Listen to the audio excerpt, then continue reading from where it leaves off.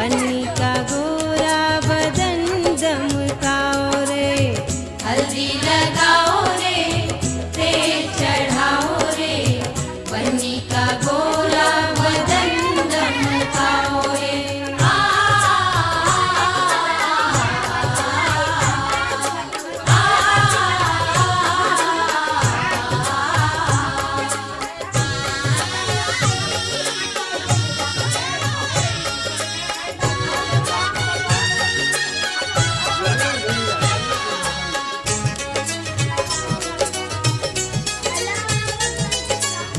बन्नी हमारी चंदा हल्दी मुबारक होली फेरे में नहीं कोने जागा ना ওই গাজরা